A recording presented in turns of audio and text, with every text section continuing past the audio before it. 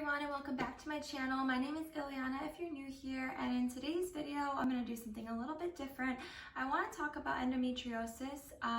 For those of you that don't know, a year ago I had my second excision, laparoscopic excision surgery. Basically, it is a minimally invasive surgery that does a few little holes in your belly, and they can go in and diagnose you with endometriosis, which is what I was there for. For my first surgery I was diagnosed, but my second surgery was another excision, and I was bumped up from stage 2 to stage 3. So I definitely have some experience with endometriosis. I have been dealing with it for like a decade now, and I really just wanted to share with you guys some of my personal life-saving tips, as well as a slight update on how I've been doing since that surgery. It's been almost a year now since I kind of was sharing that journey with you. I was doing really well after recovery. My doctor had me on Orilissa with progesterone, which progesterone is just like another, it kind of helps offset some of the symptoms of Orilissa. For those of you that don't know, Orilissa is a little daily pill. Some people take 2 a day. I take 1 a day at my doctor's request, but I was doing that right after surgery and I was doing great. My symptoms were low. I felt a lot better. It was actually the first time that I had as much relief as I did, and I was like so grateful. However, my insurance stopped covering the Orilissa, so unfortunately I had to I had like a period of time between like being really great and on Orilissa and everything was great to getting back on it. There was like a period, like a gap, and in that gap, somehow, I don't know if it was regrowth or what had happened, but basically when I got back on the Orilissa, I had so many negative side effects from the Orilissa, which I had experienced in the past when I had taken it the first time. But this time around, after the second surgery, I didn't feel that until that gap, which I have read reviews of other people saying the same thing, that they were on it, it worked, and then there was like a period of time where they were off of it, and then when they got back on it, it was awful, and that's what happened to me. So I actually ended up telling my doctor, like, I can't do this. Like, not only is it not helping with my pain, but the symptoms are so bad. And then again, I had like a lot of issues with my insurance, like not wanting to cover it. So basically I just dropped it and said, nope, I'm done, I'm not taking it.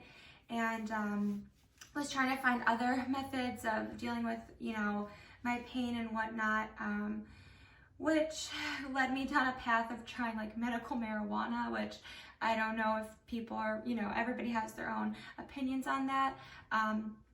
Personally, for me, I never tried that until I was like 18, and it never did anything to me. And then I didn't try it again until I was like now, you know, in my 22. And that was after all this Orilissa stuff. I was in just such agony, and I was like, is there anything in this world that can help? And I found that that actually did help tremendously, but I'm not gonna just like recommend that to everybody, because I know that that's not, you know, everybody's thing. Not that it's even 100% something that people around me would ever imagine that I would probably do.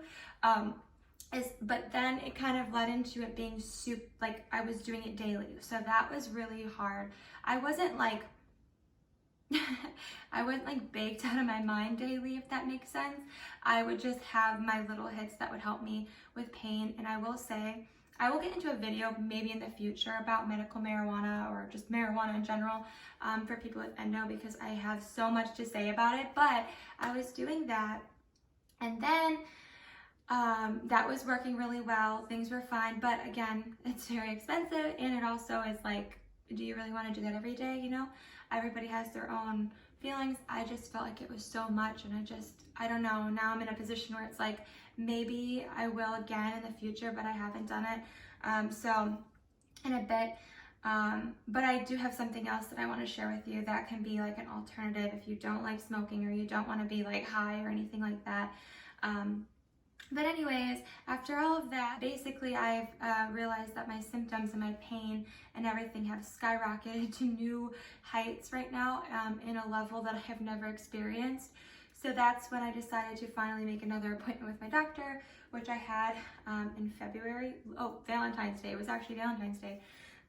I remember because Ryan was very sweet and he went with me. And if you don't know, Ryan is my fiance.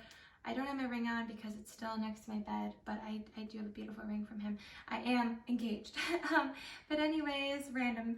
But I went to that appointment and my doctor was, you know, talking about potentially wanting to do another surgery because of the level of pain I was in and the symptoms, and basically being off Orilissa that time allowed for things to probably regrow and to get to where we don't want it to be. So I may have to do that again. Of course, I have full control. I have the full say of whether I want or don't want that. So I'm still praying about it. I'm still thinking about it. I'm still, you know, assessing all that. I have another appointment with my doctor April 4th. So he wanted to see me 6 weeks after that. And from that appointment, he wanted me to get back on Orilissa. And because I was in a gap, I was just taking birth control, continuous birth control. And now he has me taking both of these. So instead of progesterone with this, I take the Orilissa and birth control. So that's what I've been doing now. It hasn't really helped. However, I do have some heat flashes. I do have some anxiety. I do have some moods, but it hasn't been unbearable compared to how it has been in the past. So that's a good thing. It might be on account of having the continuous birth control that I've been doing for so long now that it's probably like not affecting too much. Maybe they cancel each other out, the hormones. I don't know. I'm not like super educated on all of that, but yeah, so that's kind of where we are right now with my endo and kind of the update on that. But now that we've had the update covered, and I definitely will be sharing more updates with you moving forward. Speaking of which, this is why I look crazy. Like I look so awful because literally such a rough endo day. I'm going to be starting like a little daily like journal where I kind of write down what I'm dealing with because I want to be able to share that with other people. I have recently been on a lot of Reddit forums, and I have like a Facebook group of other women that deal with endo, and I just see so many things that just like literally break my heart. And I just, even if they never see it, I hope somehow I can, you know, share with people. But if I can help one person not feel alone, one person not feel like they're crazy, then I will feel so good, because I've been there too, feeling alone. I've been there too, feeling crazy. I've been there too, feeling like, you know, how can this be? Like, how can I live life with this?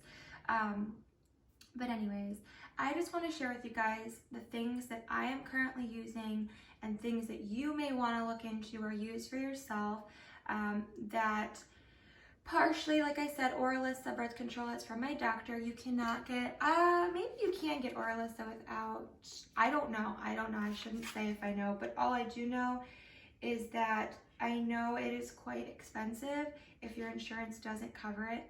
Like it's over $1,000 a month for this. And that's if you're taking one pill a day. I can't imagine if you're taking 2 pills a day, that'd be what, $2,000. I think it literally comes out to $1,088 a month. Thankfully, my insurance does cover it for incremental periods of time. It is not something you can take, Orilissa is not something you can take like forever because it can affect your bones. So to offset that, my doctor wanted me on vitamins, so specifically like calcium. So I actually take just like a regular multivitamin like this, and then I take calcium. I really feel so sad if this is like backwards for you. But anyways, it's you could get these literally anywhere, any type of thing. If you are a person who is taking Orilissa, I would seriously suggest getting calcium vitamins. My doctor was really adamant about that because of your bone density. It can be weakened and affected by taking Orilissa, especially for long periods of time. And I've definitely taken it for a long period of time at this point. So, but even if you're not on Orilissa, you need vitamins. You need vitamins. I promise you, you need vitamins. Because endo drains you, it exhausts you, There's so many things you're dealing with. Take vitamins, trust me. It's something I didn't do for the longest period of time.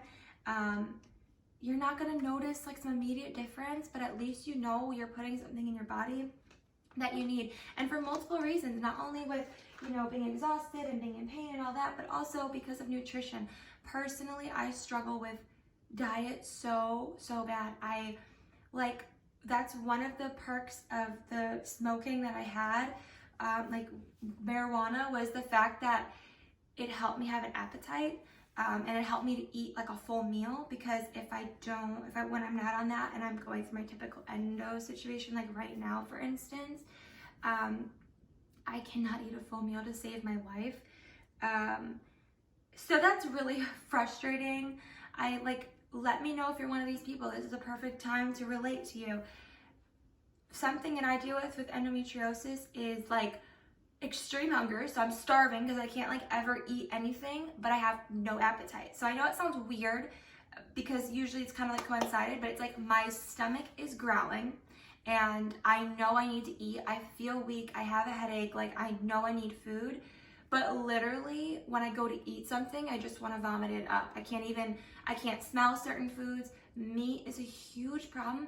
It goes off and on for me, but most often, especially like I said, if I don't have like the smoke, like which I've learned that has helped me, meat is so hard. Even like eggs, protein. So many like vital things that you need, or at least that I need, I can't get because my body just like rejects it. So that's just one other example and reason why you need vitamins.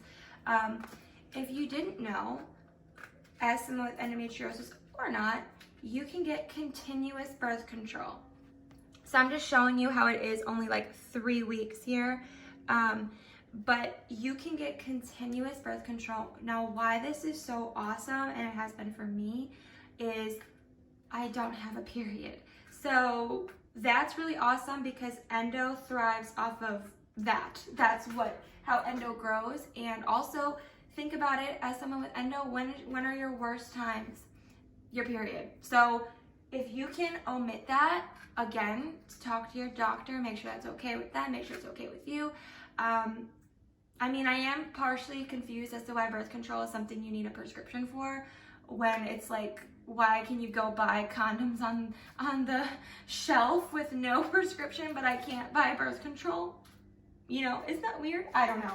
I find that to be really weird, and I wish I could change that, because I get so many struggles sometimes with my birth control coming in on time, or even prices of some of them. It's a whole other topic, but the point is, if you didn't know, you can have continuous birth control. However, even if you have just a regular pack that has your placebos, you wouldn't take the placebos. Again, talk to your doctor about it, because I know some birth controls have different things in them.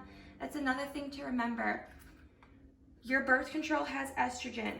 Most of them do. So if you're finding that, you know, you're on a birth control and your doctor is like, oh, this is gonna help regulate you, which it can, that could be very helpful. Sometimes you may wanna look into like a progesterone-only birth control. I know that'll probably have its own side effects. Again, you want to do your research, you want to talk to your doctor. Don't jump into anything without all of that first, but these are just suggestions and things that have worked for me. Continuous birth control, that's a big one. Something my doctor always recommends, but I don't do, is to take a ton of ibuprofen. I refuse. I will take, recently I have, because I've had really bad headaches, I will sometimes take 2, but I don't do more than that, and I also try not to make it a daily thing. I just bring it up because I know most people hear this, take Advil, take ibuprofen, take Aleve, and they're so tired of hearing, or take Tylenol, Midol, take any of these things, Motrin, and they never work. Although I will say Motrin, for some reason, now that I'm thinking back, was probably one of the only ones that maybe did help a little bit for me. It's been a while though since I've used that, but just as a last resort, if you have obviously this stuff doesn't really help with endo pain, but don't forget it can help you with maybe you have a headache, or maybe you have back aches. You know, sometimes it can help. I know that's annoying here sometimes because you're so used to it, but just as a reminder, use it for your head or for other things, not just your endo pain. And this is another thing that maybe you didn't know existed. There is tablets for bloating. Something that if you have endometriosis, I'm sure you are well aware of struggling with is excessive bloating, and that can be painful and also not flattering and make you not feel confident and sometimes even prohibit you from putting on clothes. Trust me, I've been there. It's called spironolactone. I don't know, I can't really like read it well, but I will try to like show you how. Oh, you know what? I will like write it on the screen for you. You would take 1 tablet by mouth as needed. Talk to your doctor, ask him about this or ask them about this. Tablets for bloating. This is something I like just remembered I had, and now I'm like, I need to take these again. They do make you have to go pee maybe a little bit more, just because I think it's helping with some of your water weight, or just water or whatever. So to counteract that, make sure you're drinking lots of fluids. That's obviously a no-brainer, but you can never hear that enough. Drink more fluids, drink more water in particular. But there are bloating pills, and they actually do work. So that is something to talk to your doctor about. I've used these before. They do help. And yeah, I don't know what else to say, but other than if you didn't know, there is a pill out there to help with bloating. There are also some pills, I think, to help with nausea, which I haven't found yet, but I wish I could find that, because one of the biggest symptoms I struggle with is nausea. So okay. Now, if you're anything like me, maybe you're not, but I deal with really bad bladder issues. I always have to go to the bathroom. Honestly, it could be every half hour to every hour. It's very rare that I can hold it for longer than that, unless I have like literally no fluids and I peed before, and then I know I have a bathroom, so I don't have to worry. That is a true thing. I cannot go somewhere without thinking, is there a bathroom? Because if there's not good for me. I deal with, it's painful when I go pee, which is weird. And it's not like, you know, it's my bladder that hurts or like my endo pain that hurts, which is strange, but that's just what it is. My doctor told me my bladder was really, really bad with endo when he went in on the second surgery. So something he also was suspicious of me having interstitial cystitis, which is essentially just like inflammation of like your bladder, which can cause the, you know, excessive having to pee and waking up to go pee, and the frequency and the urgency, even if you don't have anything to pee, but you always feel like you have to. Like literally, I always feel like I have to pee, even if I just peed, and then I'll go to pee and nothing happens. So it's very frustrating. But my doctor recommended this Osmo over the counter. It's just kind of like a supplement, maybe. You would just take 2 of these a day. And it basically is supposed to help kind of like numb your bladder a little bit and just promote like, you know, health of your bladder. I also was taking these just as another like supplement. It's just like cranberry capsules. Cranberry is really good for your bladder health. I was dealing with UTIs for some reason, which is also another thing that if you deal with that as a result of endo or whatever, because that's another thing, people with endo have way more frequent UTIs, sometimes chronically. These 2. And then even if you want to drink some cranberry juice in there, anything cranberry can kind of help with your bladder and that kind of stuff. So to promote your bladder health and to help with that. If you struggle with sleep, melatonin, I would honestly say I'm probably clinically an insomniac if I were to be like tested, if that's possible. I struggle horribly. I haven't thankfully had to take this in a while, and I'll tell you why in a minute. Again, I was having the smoke that was helping me to sleep, the marijuana. I was using that and it was helping me to sleep. But now that I'm taking a step back from that, there's this. Another alternative that really worked for me was Night Through. That actually works better than melatonin for me. Melatonin will help me to like fall asleep but not stay asleep. Night Through, that helps me to stay asleep, fall asleep and stay asleep. So if you struggle horribly with sleep, try Night Through. Also, Sleepy Time tea has always worked for me.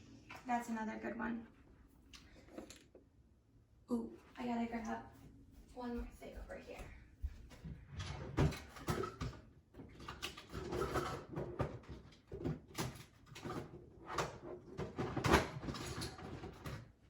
How could we forget? Okay, so if you are a person who struggles with horrible nausea, like I do, I wake up all the time and I feel like I'm gonna just hurl, and I have. So something that I do is I wear these bands. So there's like this little bubble here on the inside, and you put it on your wrist. It's a kind of like 3 finger lengths down. There's like a little nerve here, and that when it is stimulated, it can help with nausea. Especially like when you are so desperate like me, there are times I can't even get a sip of water down. So this right here can be a game changer for you if you struggle with this.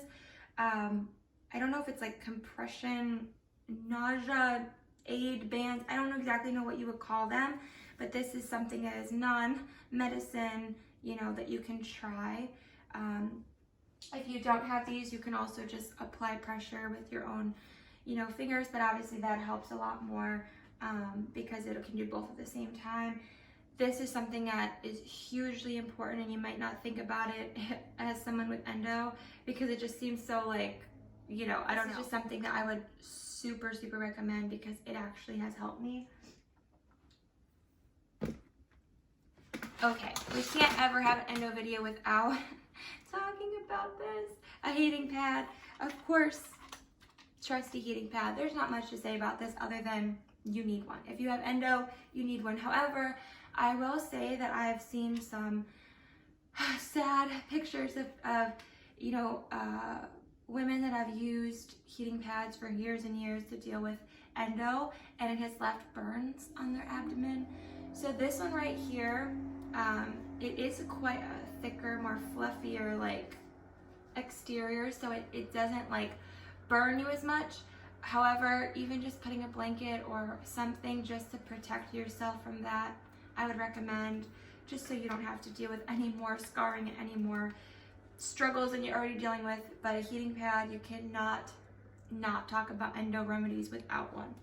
You put this on your lower back, put this on your belly where it hurts, put this on your neck.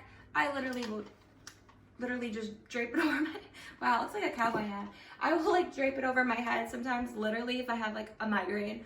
I know it's weird, but it works. I use this on everything and for everything, and probably at least once every single day. So heating pad is hugely important. Now these. So I was saying how I don't really need melatonin right now to fall asleep because I found something else that has helped. So if you don't want to get high and you don't want to smoke, but you maybe want to try out a little bit of THC, a little bit of CBD. Sorry, let me get my coffee.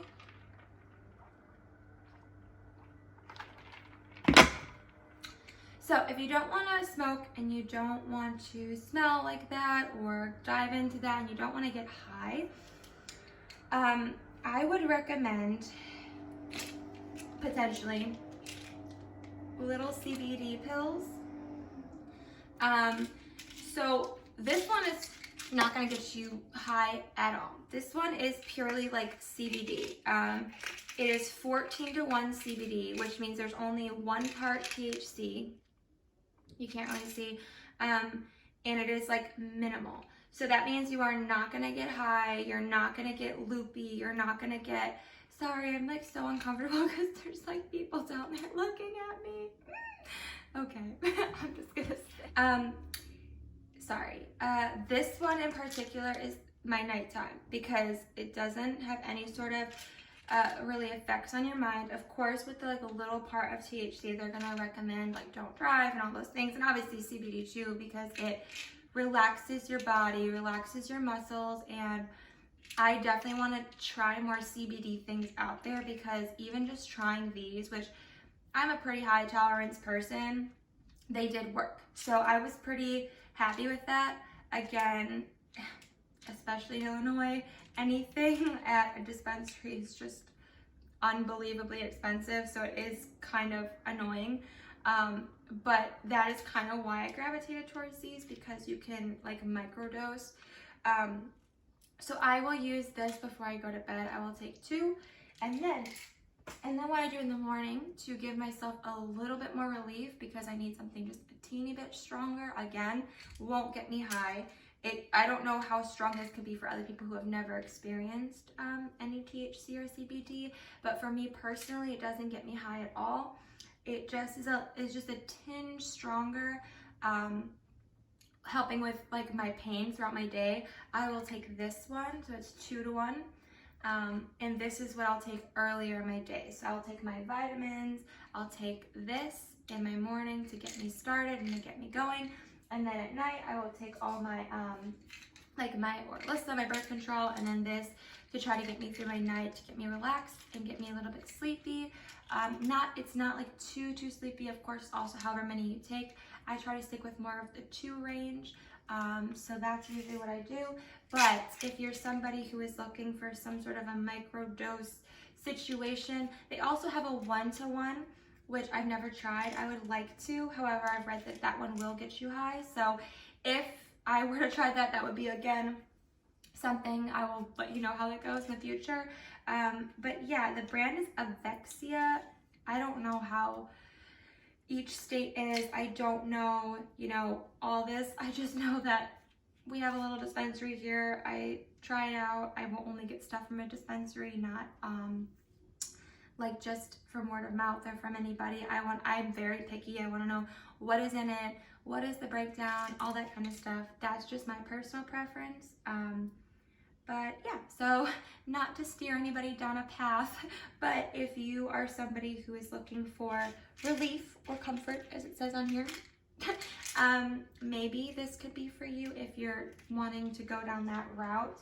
Again, they have not gotten me high, so if you don't, you know, want to get high and you want to just try like one of these just for like the CBD relax thing, might be for you, because THC does have some good anti-inflammatory like effects that can be really good, which personally, like I said, when I was, you know, smoking before, trying that, it really worked in a lot of those ways.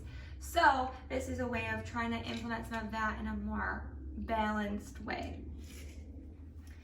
And finally, this is the best of all treats that I could possibly share with you. I always feel like I'm saying it wrong. Ovira. I always like feel like I'm saying it wrong, but it is this little gadget. Let me get it out here. It is this little gadget. I don't know if you can really see. It's so small. It's super light. This is the little sticky pads. I don't know if you can really see. It's like a little sticky thing. It's how you store it on here, but you would take this off and you would apply it to your like belly, like where it hurts. I actually have like a little quick snippet of that on my Instagram, just showing like where it is and the fact that you don't even notice it underneath my leggings at that point. So that's like pretty cool. And you would just clip this to your side, and I'll even just like lower this to show you. Hopefully you could see. But you would take this off, and then you would just like apply it wherever you have pain. I would probably go a little lower. Like you would want to get like maybe like your ovaries, like wherever you're having pain. I've even used it on my lower back before. And then there's this little button, and you hold it down, and a little light comes on. I don't know if you can really see because it's kind of dark, or it's kind of bright in here. And then there's a plus and a minus for the intensity that you want. And basically it's like electrotherapy essentially. And as you can see, it is so thin. These leggings are like really thin and you barely even notice it. And I will literally clip it like on the inside of my panties just to like hide it completely. But you can do it on your actual pants too. But like literally I've worn this out and you would never notice, especially if you have like jeans on or something. But there you go. And it literally like sends these like electro little shocks, I guess, not shocks, that's the wrong word, but it like vibrates with electrical like pulses, and it like scrambles the pain receptors wherever you're having pain. So this was created by women with endo for women with endo. So this was designed for you if you have endo. This is a game changer. Ryan, my very sweet fiance, got this for me. This is what the little, I don't know if you can read it because it might be backwards, but my fiance, he got this for me for last year's birthday gift. And first off, it like blew my mind. Not blew my mind, he's the sweetest, but it was the sweetest thing to know that he was like out there searching for remedies for my pain. Like, I can't get over that. Furthermore, the fact that something like this even existed also blew my mind. So look into this. I've heard that there are other ones out there, but this is the one I have. This is the original thing that I think started this craze of like this electro thing. Even if you don't have endo, you can still use these. It's if you have like really bad cramps, really bad periods. There are plenty of benefits to having one of these. So I would literally with all my heart and soul recommend this, because I literally used it on my neck. You gotta be careful obviously with like your heart, because you don't want that, but my lower back, my like ovary region, oh, it has been a game changer. So please use this, please find this. I honestly don't know how much it was, but I would argue that it doesn't matter, because this is so helpful. Like, and it literally with a full battery can last you like 8 hours. You could go to work with this baby on. I've worked out with it on. I've gone for 2-mile walks with it on. I mean, this thing is very, very helpful. And then obviously to charge it, you would take this off, and then it comes with like a little charger right here,